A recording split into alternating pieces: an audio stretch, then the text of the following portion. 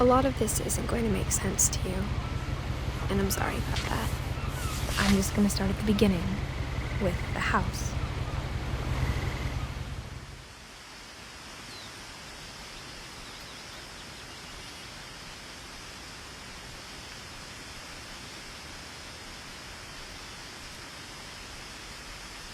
Someone had put up a chain link fence, but it looked like I wasn't the first person to hop it.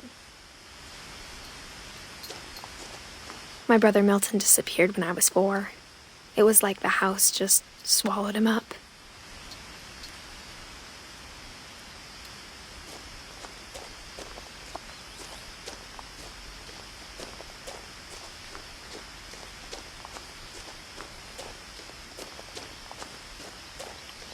I lived here until I was 11, but I wasn't allowed inside half the rooms.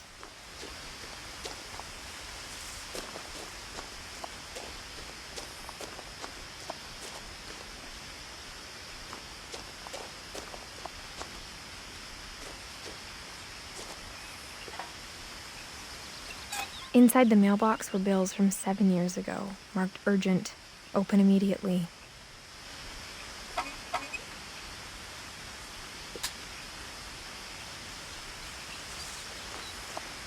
I hadn't been back since my brother Lewis's funeral.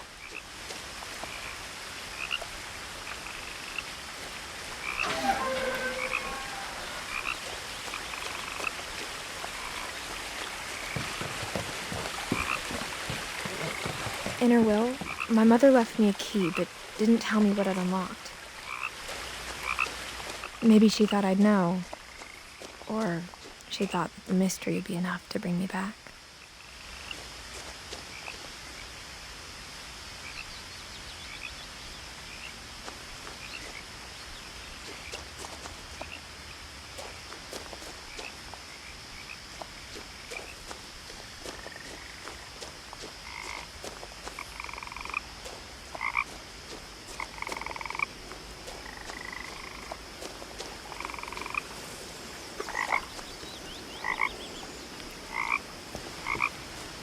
The truth is, even after I inherited the house, I never thought I'd come back to it.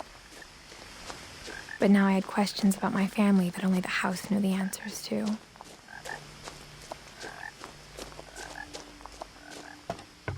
The woods around the house have always been uncomfortably silent, as if they're about to say something but never do.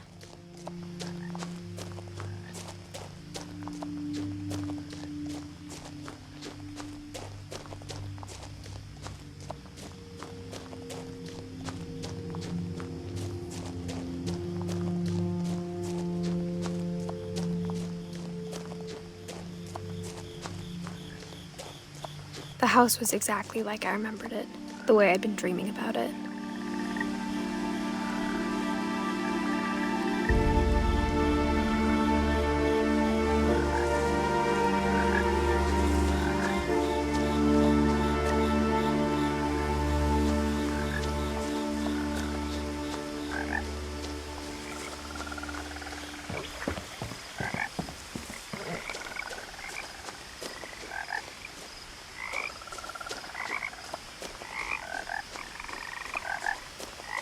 I asked Edie once about the dragon in the pond. She said it had killed her husband. I was 6. It seemed like an odd joke to me, even then.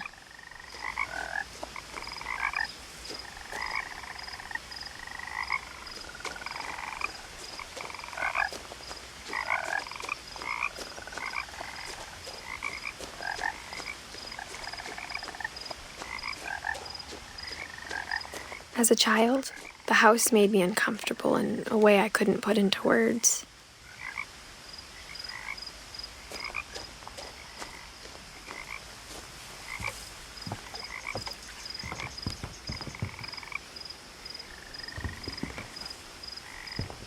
Now, as a 17-year-old, I knew exactly what those words were. I was afraid of the house.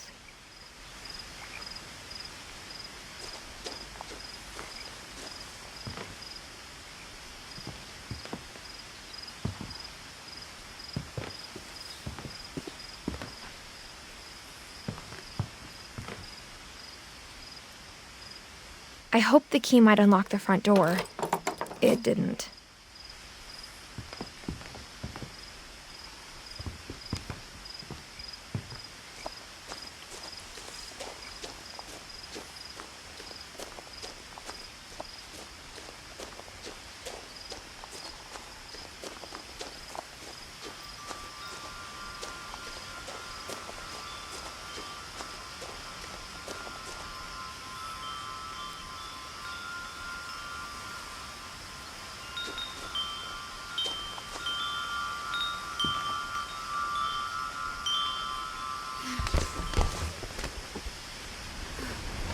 Crawling through the doggy door used to be a lot easier when I was 11.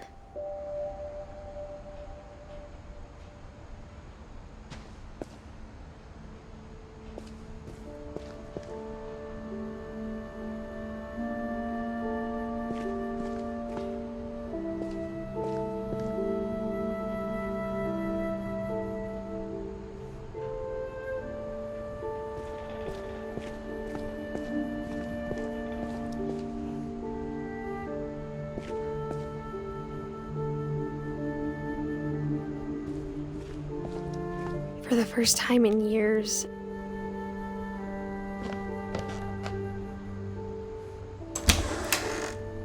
I felt like I was home.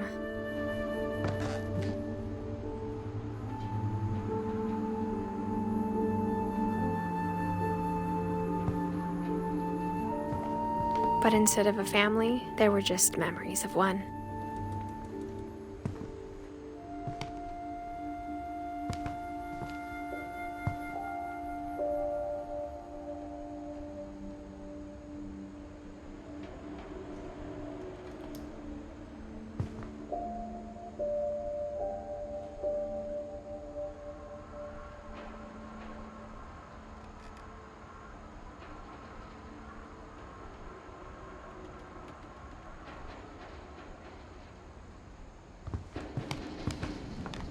Like how only one restaurant would deliver to our house, so we had Chinese a lot.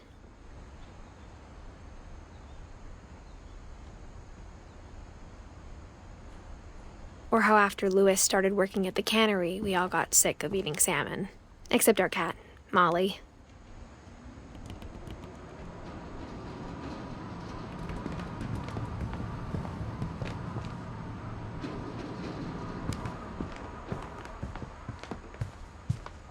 The table was still a wreck from the night we left. It was like a bomb had gone off, killing everyone but sparing the furniture.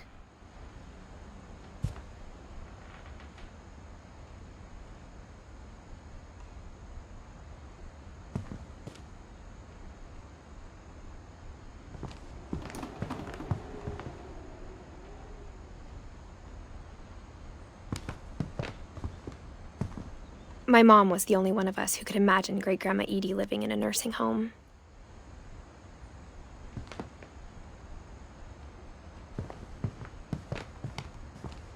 Nothing in the house looked abnormal. There was just too much of it, like a smile with too many teeth.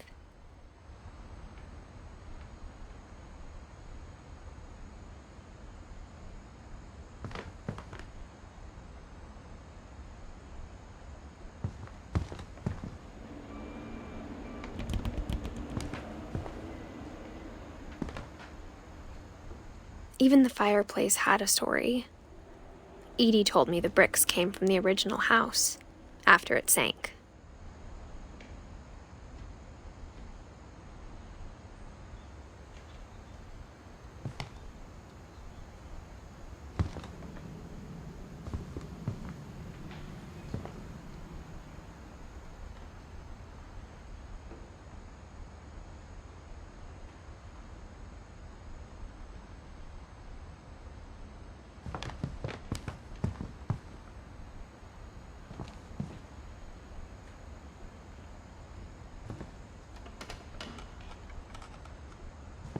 Mom always told me to stay out of the basement, so I wasn't too surprised when the key didn't fit.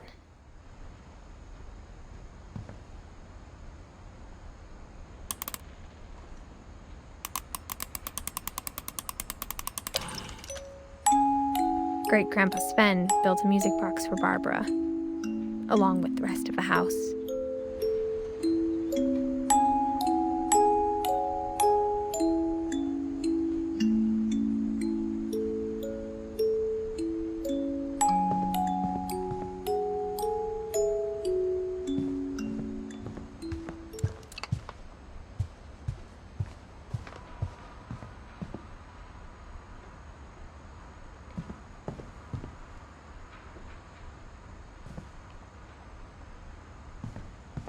My mom wasn't much of an optimist, but she never stopped believing that my brother Milton was alive.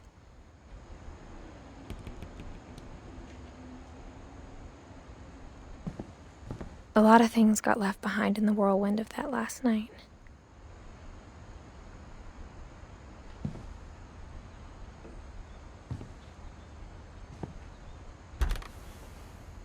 Edie told me once that every Finch who ever lived is buried somewhere in the library.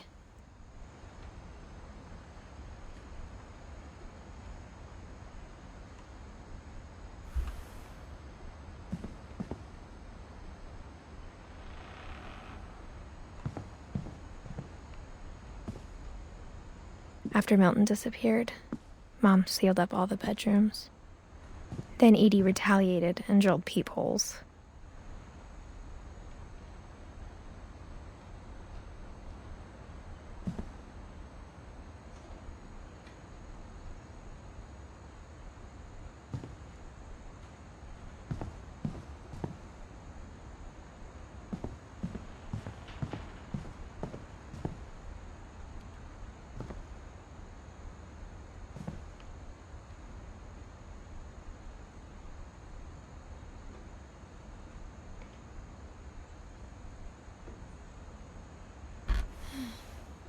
The last time I was in Edith Sr.'s room, I was 10 and she was painting my portrait.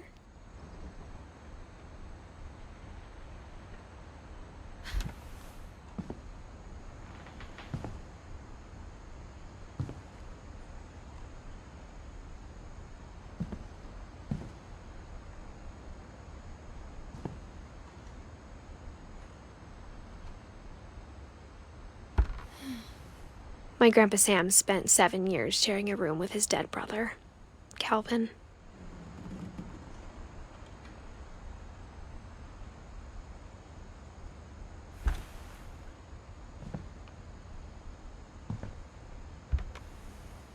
As a kid, I just assumed every house had peepholes and sealed rooms you weren't allowed inside of.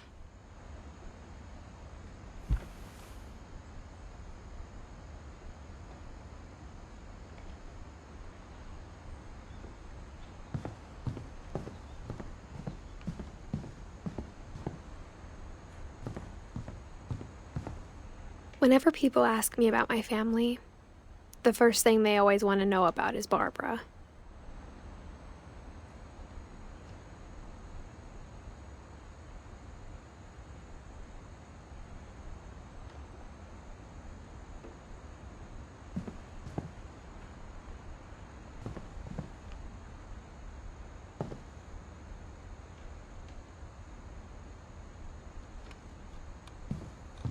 Edie's father, Odin, built the original house.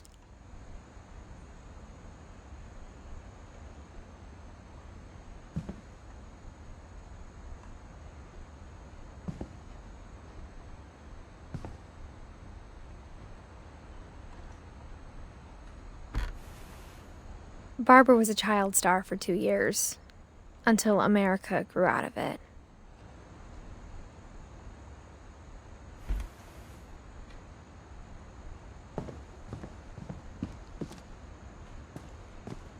Mom must have locked the third-floor stairs on the night we left.